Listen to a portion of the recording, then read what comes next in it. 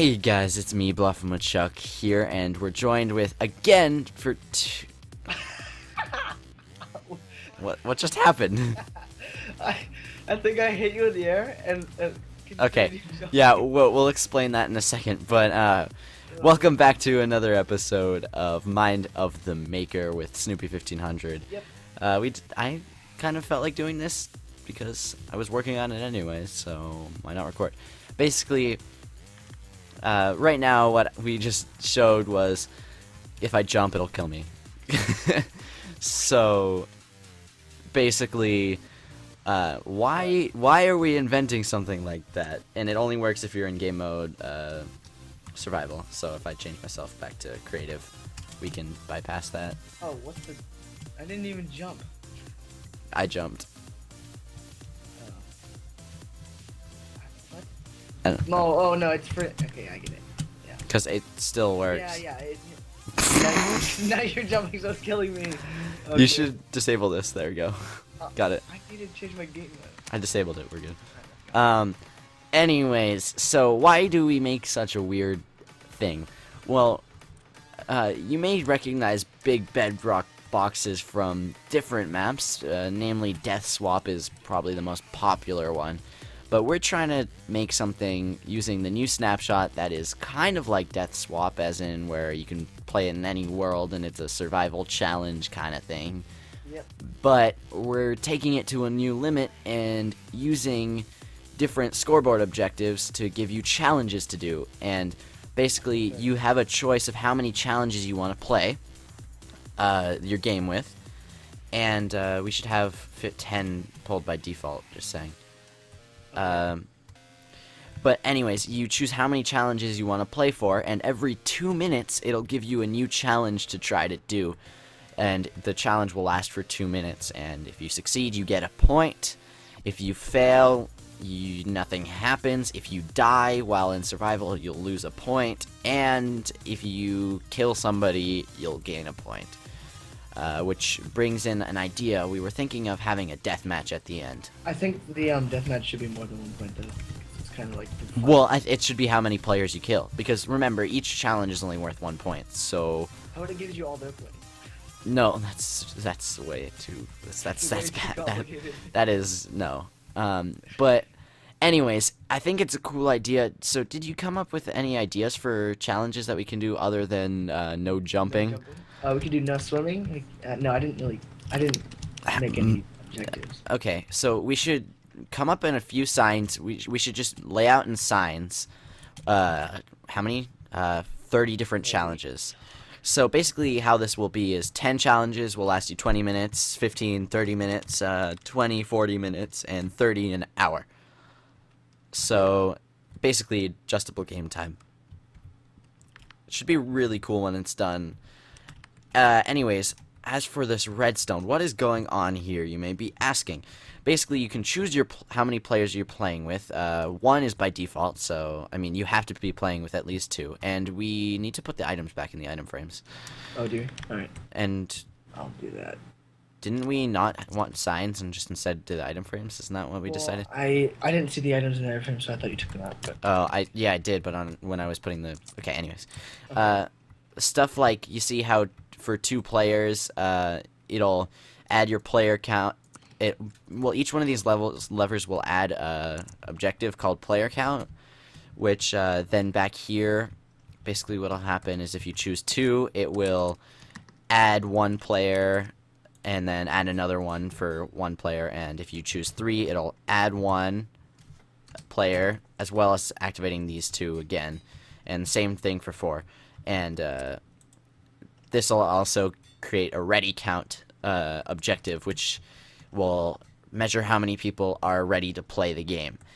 So these command blocks up here, what they do is if you unpull this lever, like let's say you decide that instead of doing 2 players, you're going to do 4 players, you have to unpull this lever, and it'll turn these signals on, which removes the 1 player that was added. So for each one that adds, there's an inverted subtract.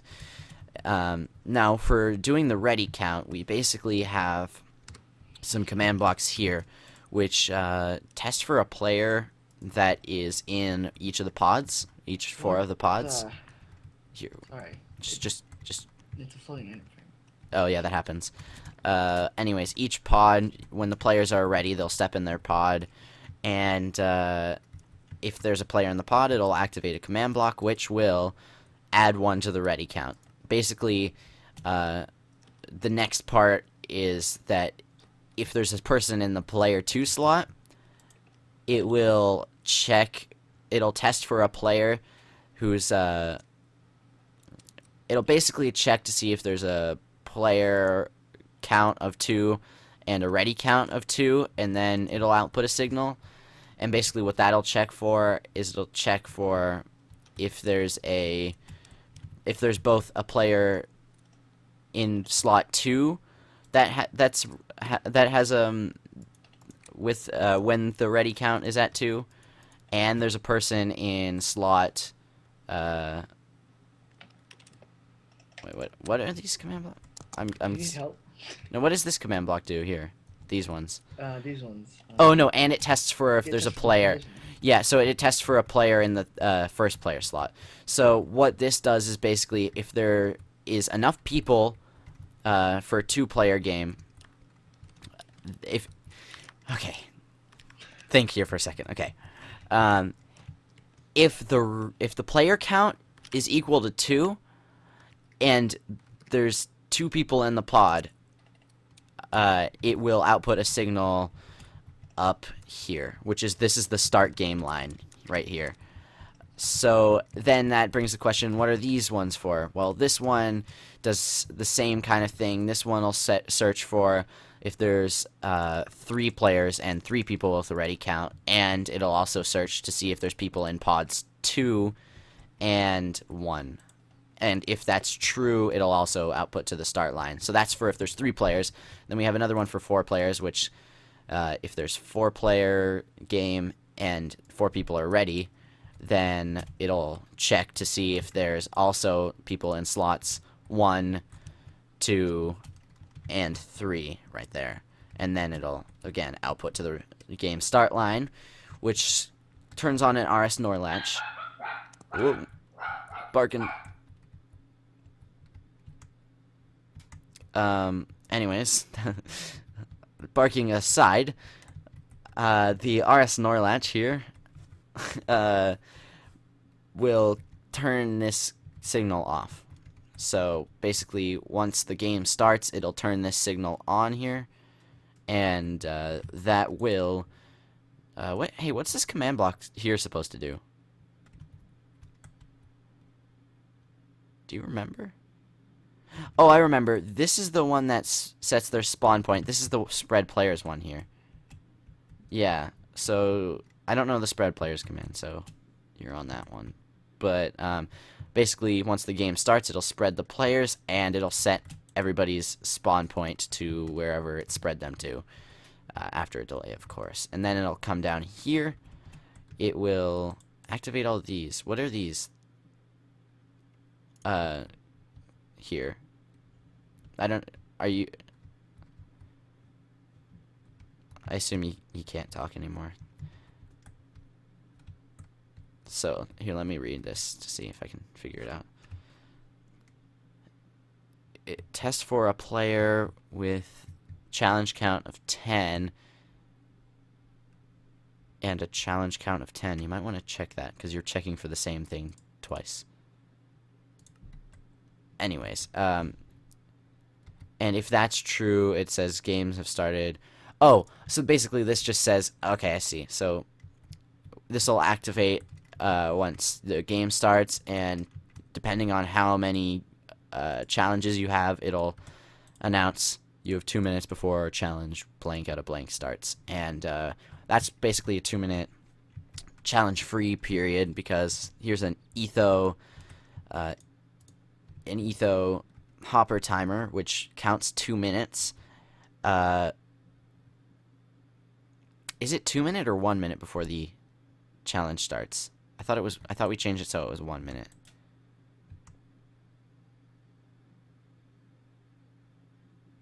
Well, why does it say 2 in here? we'll figure out that math later. But basically, now we just need to get the challenges to work. So there should be a signal output from right here every 2 minutes. So we want that to activate whatever challenge is next. And before you ask, yes, we're going to make it so the challenges are the same every round. So it's good. The reason we're doing that is because you can practice the map, which means just like Cluster Chunk, that minigame, or other minigames that really practice and you can do good with them. You can practice to be better at this one as well. So that also raises the question, okay, what if we want to customize what objectives we have to play with? Well, that's what we're adding back here, is we're going to have our different objectives. So we need 30 of them. So 1, 2, 3, 4, 5. Alex, move. 5, 6, 7, 8, 9, 10, 11, 12, 13. Now we'll make a second layer. Oops.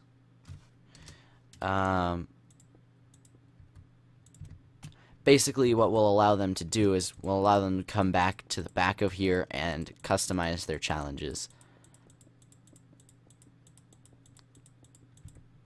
if they want. Yes. So that's 1, 2, 3, 4, 5, 6, 7, 8, 9, 10, 11, 12, 13, 14, 15, 16, 17, 18, 19, 20, 21, 22, 23, 24, 25, 26.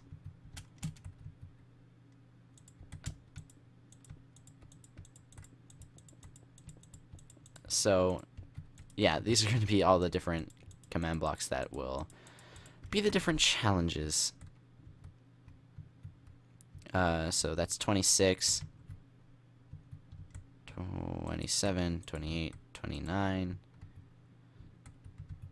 Damn symmetry. We'll put that over there. 30. So that's 13, 14, 15, 16, 17, 18, 19, 20, 21, 22, 23, 24, 25, 26, 27, 28, 29, 30.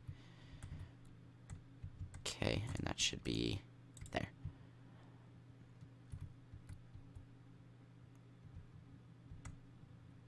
So those will be the customizable challenges, which we'll type in here once we have them. Sounds pretty legit, huh? Do you have a thing that'll automatically change it to daytime? Okay, I got it. Time set day. And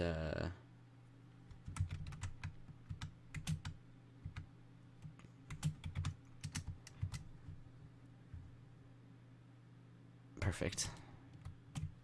Alright. Now that we've got all these command blocks here for the objectives, we should label which ones are going to be which. So,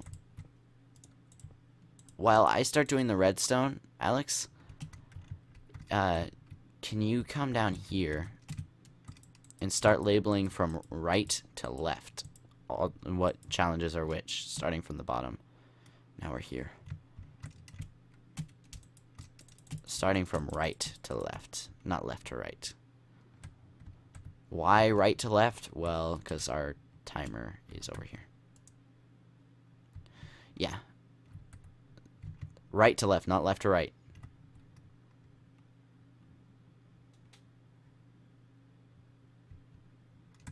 Didn't you say BRB? And okay, never mind.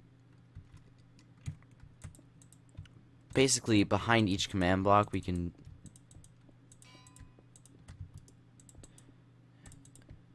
do this.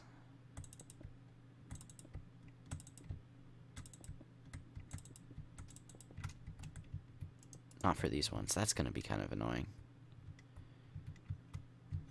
These ones we'll do down here. but still then that causes problems for those ones. Which we'll now do here. Okay. For those of you who are not quite getting what I'm trying to do here yet, just be patient.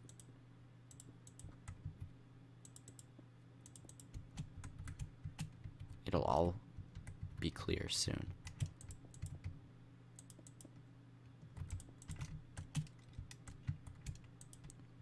So we need a way to activate all of those command blocks. So what I was thinking is if we put a comparator signal into the blocks above them, it should activate them. Oh, look at that. So then we can activate them wirelessly like that. So from right to left. Yep. Basically, we'll have a clock running on these at all times so that they'll work. Let's place the command blocks first, because I feel like that might be easier. And then we can do the comparators. Well, actually, it probably was easier the other way around, but God knows that I don't know the easy way to do redstone. I always take a really complicated route and then have to take so long to figure out the easiest way to do it.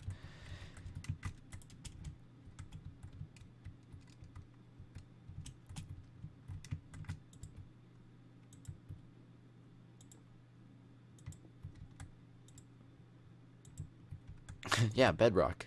Bedrock can give signals.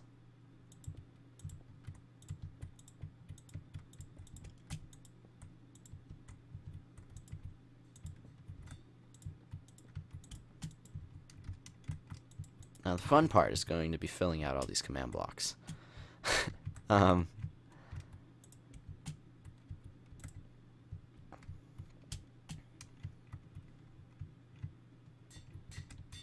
Challenge 1, challenge 2. Okay.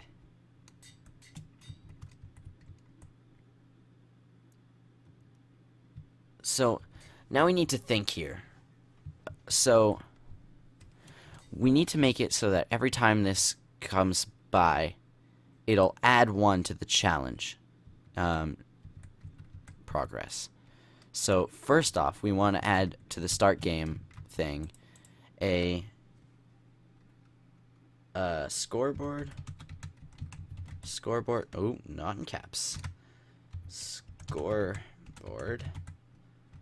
Objectives. Add. We should call it challenge progress, and it should be a dummy variable. Perfect. So now what we can do is, if we do scoreboard players add at a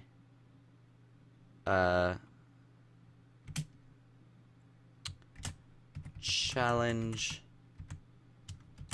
progress 1. Every 2 minutes it'll add 1 to the challenge progress. Like that. Now, just because we don't have it in our game yet. Did I do something wrong? It can be at most. The name challenge progress is too long. Okay, we'll do challenge prog. Challenge prog.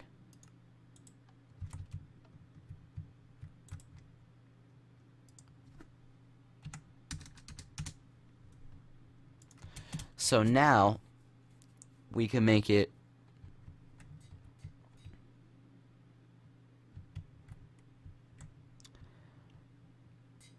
that once the challenge progress is 1, it'll activate challenge 1. First, we want to get a redstone signal to all of these, though. That's important. Now, he may be saying, well, this is the biggest box I've seen for a game like this.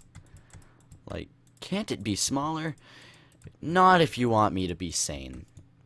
If you want me to be sane, then we have to keep it this size. Isn't that right, Alex?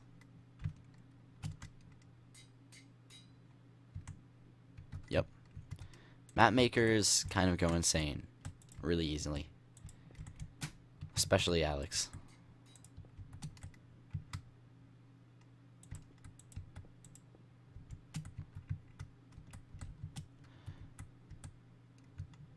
Facility 1500.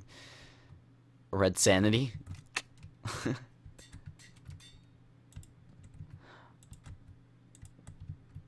Get it? Because it's called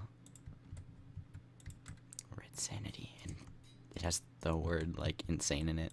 1, 2, 3, 4, 5, 6, 7, 8, 9, 10. Hey, look at that. Maybe we can switch it so that these face this way rather than facing inwards. So when this flashes, it'll activate all the command blocks. And so many nulls will happen. So many nulls that will all die. Now we need to get the signal upwards a bit. So nothing better to do that but slabs, huh?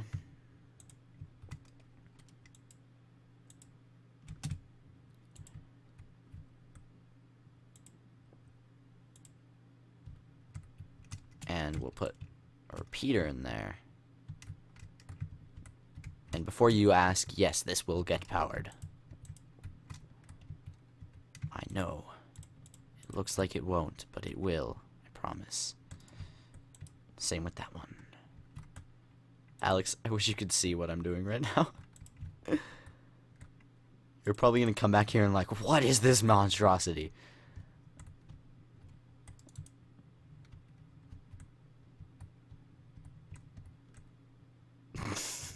Told you. Basically, we're powering all these command blocks, and these are going to test for the challenge numbers, and if the challenge is the specific challenge number, it'll activate these command blocks. It's a way of doing it wirelessly so we don't have to go insane wiring that compactly. Does that answer your question? And you heard the part about adding 1 to the score, right?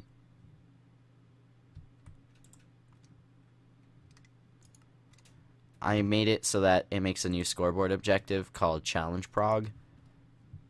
And every time that the counter goes over 1, it'll add 1 to the challenge progress. And now we just need to fill out all these command blocks with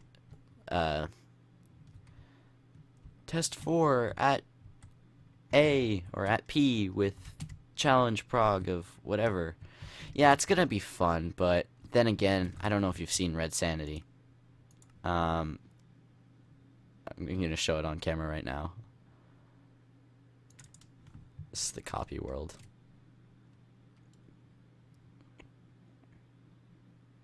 You see all these command blocks? And Alex, you'll see it in the video tomorrow or whatever if you end up checking it out. But they're all the same command throughout here.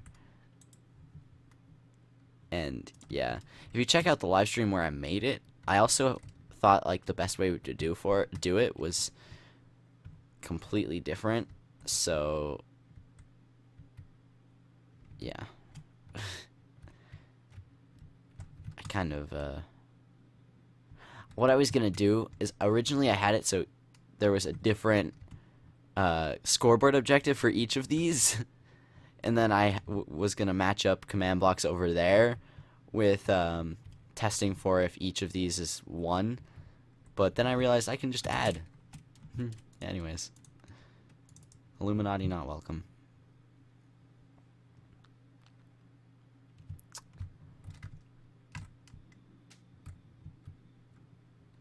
So now we know how to activate the challenges. Now we just need to identify... Yeah, that's crazy. Now we just need to figure out a way to make it so that when the challenge is over, it'll check to see who won.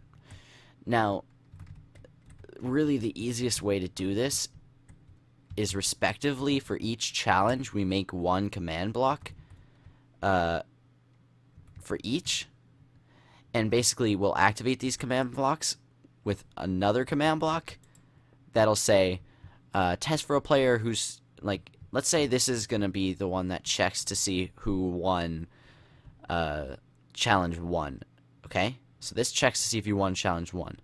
This one here will test for if your challenge level progress is 2. So if challenge 2 started, then it's going to check for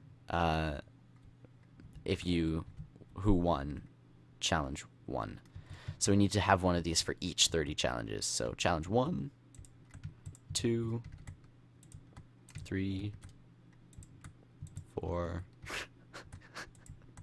5, 60 challenges. I thought the highest is 30. Oh, okay. We're gonna stack these on top of each other because building up is better than down. Yeah, so kind of just build like this kind of thing, and then put command blocks on top. Now you're gonna build the bedrock, and I'm gonna build this. So each layer of this is 1, 2, 3, 4, 5, 6, 7, 14 each. So 1, 2, 3. No, wait. 1, 2, 3, 4, 5. That would be 10 each layer, and we're trying to do 60. So we need 6 layers of this.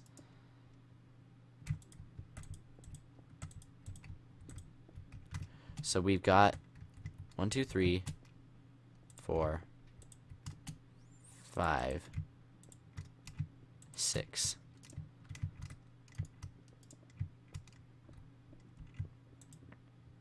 So that's how high it should go. Damn, man.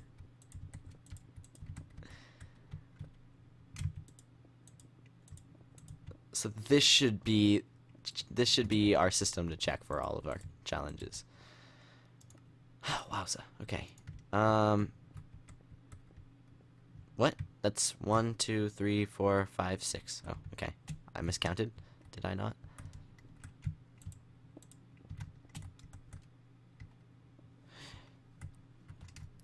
So now we basically need to put bridges in between all of these bedrock layers with comparators in between. So do the comparators first. Dinner? Okay.